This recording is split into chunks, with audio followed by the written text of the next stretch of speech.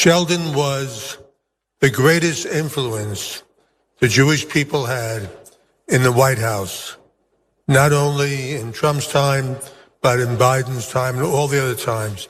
He was the person, a one-man State Department for Israel, and we can't say enough about him. Well, in that case, good thing he's dead. Now, billionaire, what's his name? Ronald Lauder stated that mega donor Sheldon Adelson was a one-man State Department for Israel. And now other pro-Israel mega donors are essentially trying to win over Vice President JD Vance. I don't really think they need to do all that much to win him over. I know that people have deluded themselves into thinking that he's actually against US involvement with Israel, at least to the extent that we're involved right now. I don't really believe him, but Cenk, what are your 2 cents? Yeah, Sheldon and Miriam Adelsons are cancer in this country, in our politics. They're the most toxic couple, maybe in the history of American politics. I'm gonna explain why in a minute. Are they gonna try to buy JD Vance? Of course! So will he be bought? Almost certainly. But guys, the most amazing part of this story is the confessions. We're gonna read you a bunch of quotes here from Republican Jewish donors about how they plan on purchasing our government. So don't miss that. Yeah, they tell on themselves all the time. Now here's an excerpt from a recent Politico piece diving into this. Nick Fuentes, a lobbyist and former staffer for Senator Ted Cruz and Senator Tim Scott, said there is a lot of outreach toward Vance from the Jewish donor class over his position on Israel. So they're working overtime to buy him. There's no question about that. Now, Fuentes stated that he's newer, he's younger, and he doesn't have as much of a track record on Israel. So there's a little less comfort with him, although obviously we are working hard to build those relationships. Now, the piece that I'm referring to is in Politico, titled "Top Jewish Donors Take Stock of GOP Infighting Over Israel and Anti-Semitism." They're getting a little nervous as young conservatives are moving away from just unmitigated support for Israel, regardless of what they're up to, regardless of how they treat America, regardless of how much of our resources go toward their country as they carry out atrocities. Now, according to the report, top pro-Israel donors feel that the Democratic Party has already allowed anti-Semitism to seep into its mainstream.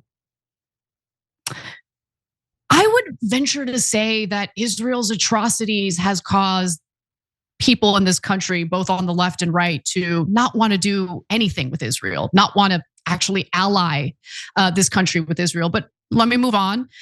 They also fear that the same is currently starting to take place with the Republican Party. So of course, Tucker Carlson is going to come up. Tucker Carlson and Nick Fuentes are kind of at the heart of the arguments that the pro-Israel donor class is outraged about. And an anonymous major Jewish Republican donor said that Tucker Carlson and Ted Cruz, Tucker Carlson has Ted Cruz on, who supports Israel, and he just rips into him for a long time. It was quite savage. It was quite awesome.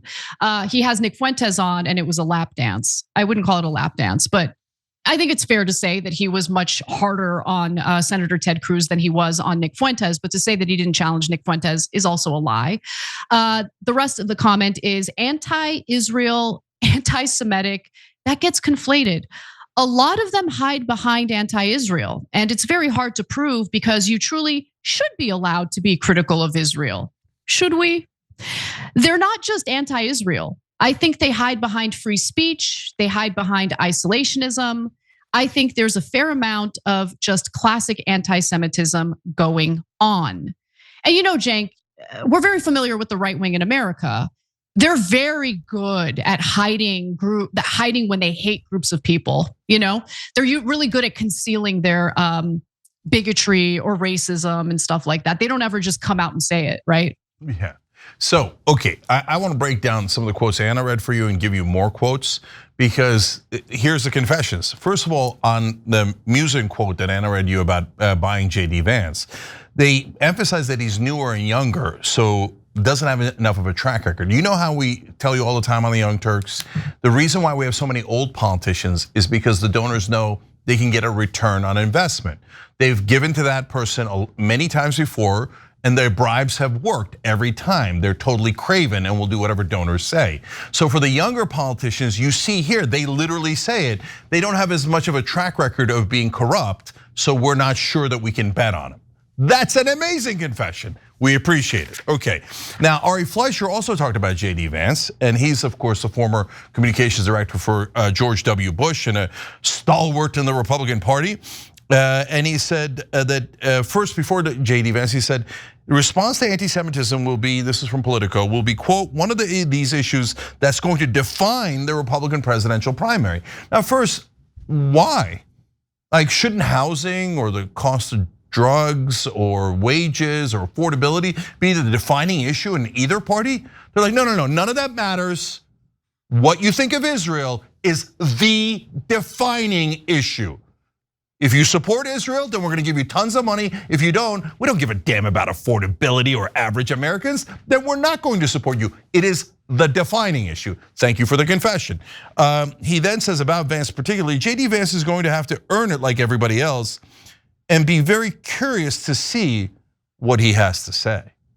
So he's saying, we're watching you, you better be pro-Israel. If you're not, there's gonna be consequences. Okay, all right, thank you for the confession.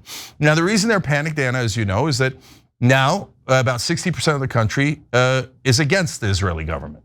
And they think that they're atrocious, etc. So that's a huge problem because the Israelis want to pretend that the Americans are in favor of genocide and in favor of Israel and funding them, etc. And among the Republicans, they've lost even more. And for Republicans under 50, which they're calling young, but that's really most of the people, not most of the voters necessarily, but most of the citizens under 50, they lost 15 points just in the last year or so. So negative views of Israel have jumped from 35 to 50%. So they're in a bit of a panic, and in fact, they're starting to call Republicans Nazis. They said, one of the sources here said that the Republicans have a quote unquote Nazi problem, and that is a hell of a charge. And I wonder how Republican voters feel about their so-called Nazi problem. And they say they feel these very wealthy, in this case Jewish donors, are saying that they feel politically homeless. They're like, we used to give a lot of money to the Democrats and they would do whatever we told them. And now they're in a little bit of a rebellion. So we obviously turned to Republicans to buy them. And now they are slightly against Israel. So obviously they're all Nazis. And we don't know who to buy anymore. Oh God, my heart breaks for you. That's so hard. Who do you bribe, and how much do you bribe them with? And they're worried about the influence of Tucker Carlson and Candace Owens. One of them said, it's incredible how much influence, how far they've been able to penetrate just with Tucker and Candace. I'm glad that they've got you worried. That's a beautiful thing that they have you worried, because you're in the middle of buying our country, and I don't think you should be able to. So now, Anna, I have more, but so far, isn't it amazing all the things that they're already saying? I mean, there's way more, but and look at what he's saying about Sheldon Adelson. Lauder is one of the wealthier men in the country. You know, Lauder, the makeup company, he owns that, and he's saying he was a one-man State Department. Why? Because they've all said this out loud. Even traditional media was forced to cover it. So Sheldon Adelson gave $200 million to Donald Trump. After he passed away, his wife gave him another $137 million. And in return, one of the things they wanted was to move the embassy from Tel Aviv to Jerusalem. That's what Israel has wanted for a long time, but it's unsettling and it could cause problems for us, right? And Trump said, oh yeah, I moved it for Sheldon. That's a bribe, dude. You gave away our foreign policy to a guy who's a supporter of traitors. Now that sounds like it's harsh talk. And then when I said about them being a cancer, no, but in this context it's provable. So Sheldon Adelson also lobbied to get Jonathan Pollard released back to Israel. And Trump also gave him that. Then Sheldon Adelson flew out that traitor Jonathan Pollard, one of the worst traitors in American history, in his private jet in luxury, back to beloved Israel. Attaboy, way to betray America. But don't worry, I bought the politicians and I bought Trump. So you get to betray America all you want, because our real home is Israel. Miriam Adelson, by the way, also an Israeli citizen, and she's allowed to purchase the president. It's disgusting. Thank you for all the confessions. Is he the guy behind Estee Lauder? Yeah. Oh, thank God I don't have any of those. Boycott those products. Anyway, that's the only comment. I'm not surprised by any of this. I'm not surprised by any of this. The final thing I'll say, and then we got to go, Jake. Please, we've got to go. We got to do one more story at least. I am not surprised by anything that comes out of the mouths of pro-Israeli, donors or people who are in this country for whatever reason, but they seem to value Israel way more than our own country. Nothing surprises me with them. But I think that we're finally kind of reaching an era where Americans are able to get informed about what's really going on with our government. So if JD Vance wants to take the money and be a lapdog for a foreign country, have at it. But people are paying attention. And I'm not talking about Democrats. I'm not even talking about independents. I mean, they are paying attention. But in this case, what's relevant is right-wing voters are paying attention. Young conservatives are paying attention. And so the same issue that Kamala Harris ran into while she was campaigning in the last election cycle, where activists were showing up to her events and asking her tough questions about AIPAC and what her plans are with Israel. I think that's going to start happening with Republican candidates as well. Because look, the money is sweet, but sometimes the money can't save you. The money certainly didn't save Kamala Harris. She outraised Trump and she lost big time. Yeah, I got to give two more quotes. Lindsey Graham said, but if you ever run for office as a Republican and you embrace this weird crap, meaning against Israel, we're gonna beat your brains out. And then Gabriel Groisman, a GOP donor in Florida, said he and other top Jewish donors are going to, quote, put all our efforts into making sure those people don't get into positions of power. And he talked about how they're going to use their bullhorn to make sure that no one who opposes them ever gets elected. So don't tell me they're not trying to buy our politicians, because they just told us that they are. They're literally actively trying to buy off JD Vance, Donald Trump, and every politician. And if you dare to criticize Israel, they're gonna call you an anti-Semite, say you're hiding behind free speech, and try to destroy your career. This is why Congress serves Israel. Thank you for the confession. Every time you ring the bell below, an angel gets his wings.